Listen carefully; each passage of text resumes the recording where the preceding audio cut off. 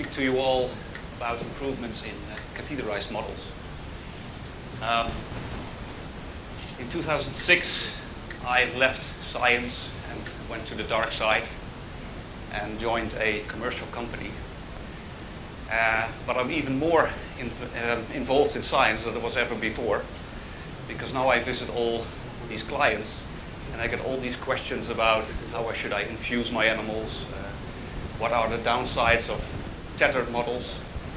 So I'm very eager to present this, but I'm also very glad that bringing people in contact with each other, because we have a very fortunate position as salespeople, so to speak, to be in contact with you people and see some people inventing a wheel in this lab where the answer is in that lab. So bringing those people together is a very simple thing to do for me and very rewarding. And I must say that a lot of people, a lot of companies like Ellicard and Techniplast are developing and listening to customers and have a lot of knowledge because of the input we get from you guys. So thank you for that. What I'm going to tell here today is nothing new, because most of the knowledge and most of the things that have already been published, it's only, as I said, making you aware of other people around. So a little bit of background of my daily practice as a salesperson is what I do see in labs, what is happening. So here you see a picture of a restrained rat for a DMPK study. So a couple of samples are being programmed and the animal is fixated, and this is how they done research recently at Merck in the US. And you can imagine that this is not really good for the animal after the presentations we have seen. Another model, this is for glucose clamping. You see well, I would call this a restrained animal, but you can still go for his water, so to speak. You see two pumps, so insulin and glucose are being infused, and what you're doing is you're taking blood samples from the tail and you're reaching a steady state of glucose.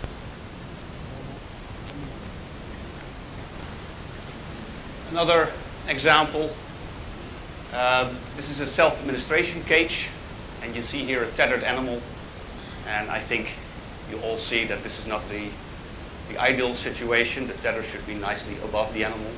The animal already ate or bit the tether, so you have the chances of the infusion line getting blocked or getting punctured, and no drug will hit the animal.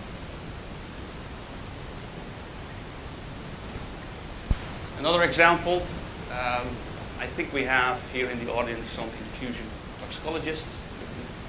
This is a known model, the harness. It's called the Covance harness, developed by Covance.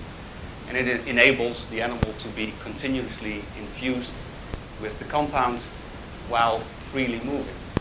And you can see here that there are some issues with some trauma in the skin.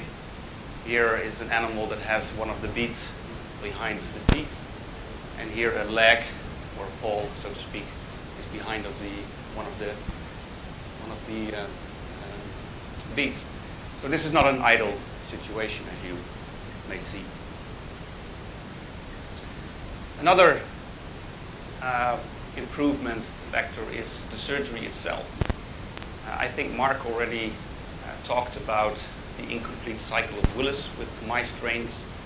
So if you cannulate the common carotid artery, you are faced with a deficient in blood flow to the brain. Actually, I hear a lot of customers, clients speaking about insertion length of the catheter. So you have to have a certain insertion length for a jugular vein, for the femoral, for the carotid. But I never hear people speak about the actual vascular anatomy, which is, I think, where you should start if we want to talk about insertion length of catheters. So I'm very happy to be at the level 5 with most of my clients, so to speak, where training is very important. If you start doing these kinds of surgery, you need to know something about the vascular anatomy. So let's talk about the good stuff, the opportunities and how we can improve. So I showed you a picture of the clamped rat. And you have two catheters in the animal. And this is a picture of actual weight gain when the animals are group housed. So clamping is all about glucose measurement. And if you have an animal that already has a deficient in getting back to his normal weight level, then you can question what kind of a model do we have for clamping. So this is a success story where the animals were actually group housed after surgery, and you can see that the animals much better gained their weight and improved the model. This is unpublished data, so I can't mention, it's mentioned by Nick Oakes, AstraZeneca, but there is more behind it, because they will also show in the publication that the actual clamp studies they were doing gave much better results with the animals that regained their original weight.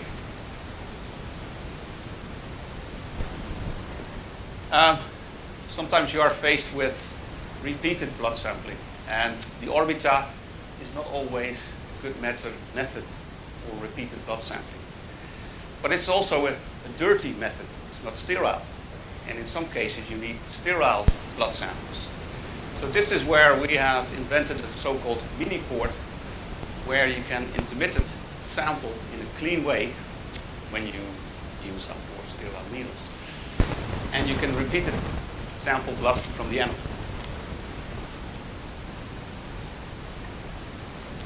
And I will show you a small clip of a problem that occurs a lot with cannulated animals. So what we've done an in vitro test with a catheter, and you see the catheter here, and you see that the catheter is being clamped and a coupler is being administered. And here you see what is actually happening in the indwelling catheter. So when you have done your catheterization and you think I'm flushing my catheter and it's all filled with heparinized saline, when you release the port, and here we see another try, when you release the needle, actually you're sucking in. I think I need to pause this, but it will be showed in another clip.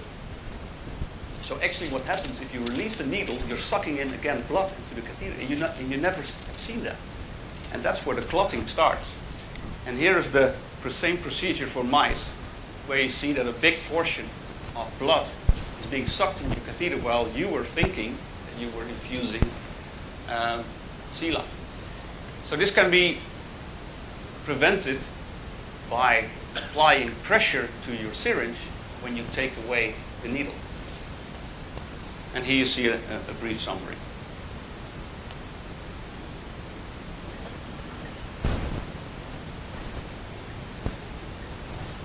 I showed you the picture of a restrained rat for a DMPK study. And here you see a study also done by Merck, because they learned from their restraining animals. Is where you see the difference of manual sampling with a restrained animal and automated freely moving sampling. And you see a big difference, significant difference in the epinephrine and norepinephrine levels in both cases.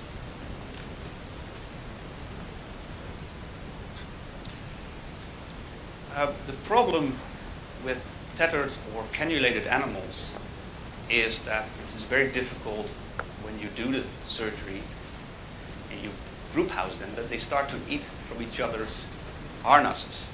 So in the past, and I hope you can see it here, this is the LZ mini pumps, and this is a mini pump from a Japanese company, Primetech. It's called the Appreciate pump. These were the only products in the past where you could group house the animals while still infusing the compound. So Instech always had a problem that if people want to group house the animals, we didn't have the equipment to enable that. But we started to cooperate with Janssen Pharmaceutica, a J&J company, and they were starting to use the buttons for self-administration studies. And they saw that with these protection caps that they could group house the animals. So not only were they able of group housing the animals and therefore having a better weight gain with the animals, but they were also able to reuse the animals, which was a big reduction in the amount of animals you use for self-administration. So they were able of doing these studies for 6 months with rats. And they, for this project, they received the J&J Innovation Award. And this is actually also published. The same counts for bile sampling, for if you want to investigate the enterohepatic route. This is a combination of blood sampling and bile sampling. And this is from Fearing, USA. And here you see the publication from Insight on the same combination jugular vein with bile sampling. And I'm mentioning this here, that this reference is out there. It's just on the web. You can take it.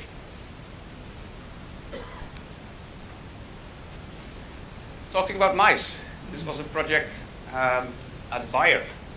Again, faced with the difficulty of group housing mice, they now do DMPK studies, and they just leave the animals in the cage. They're just sampling from the animal in the cage while being group housed. A big improvement in animal welfare. It looks a little bit funny, I must admit, but it's effective. Recent poster from Charles River.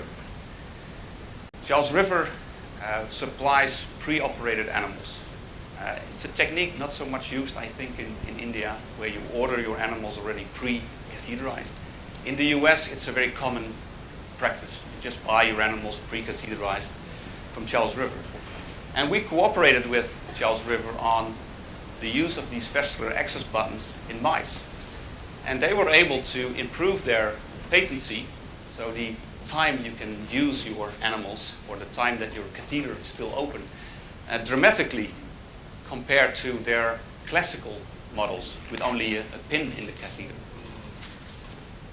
Again, this information is out there. It's just on the web. Talking about infusion set failures. So I showed you some pictures of a rat that was tangled in its tether. So here you see different setups of cages. And typically a tox infusion study, the animals are weighted every day, because they do weight-based infusion, weight-based concentration. So here you see a setup where the actual swivels can be disconnected, the animal can be weighed and can be put back in the cage, which improves the way people do these kinds of tests. And I like movies, so here you see one of our tethered models, a mouse, and here you see the vascular access button, and the animal is freely moving around. So the placement of the balance arm is very important to prevent the animal from biting it.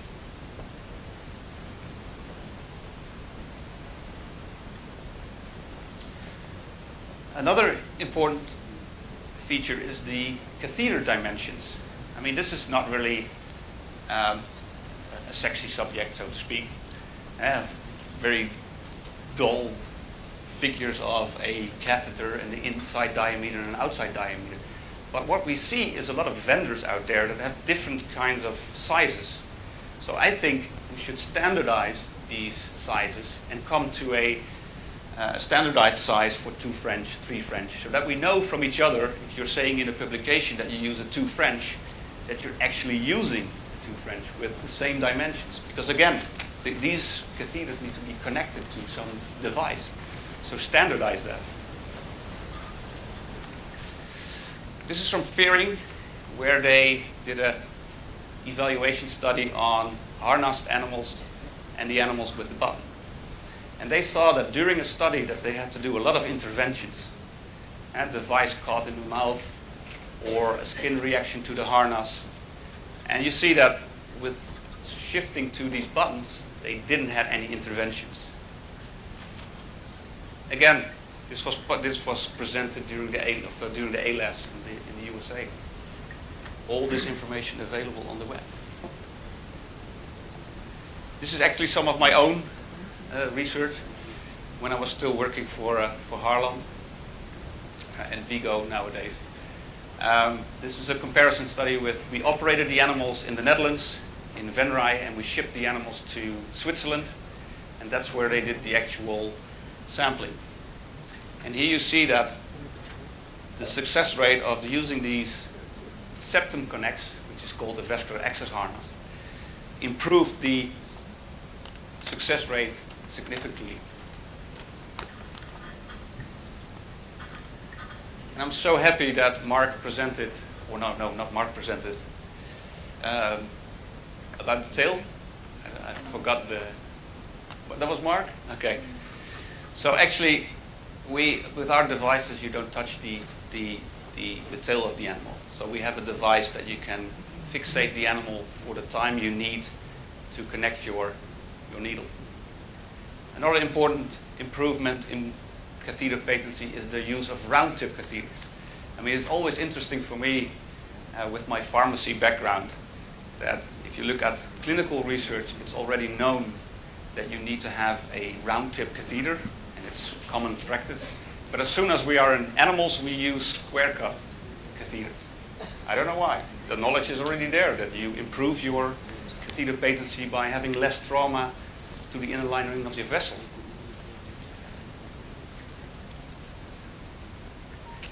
That was basically the end of my presentation. I think I did very well on time, so I saved you 5 minutes. Thank you. There's lots of time for questions. Yeah. Thank you very much. We have time for only one question. No.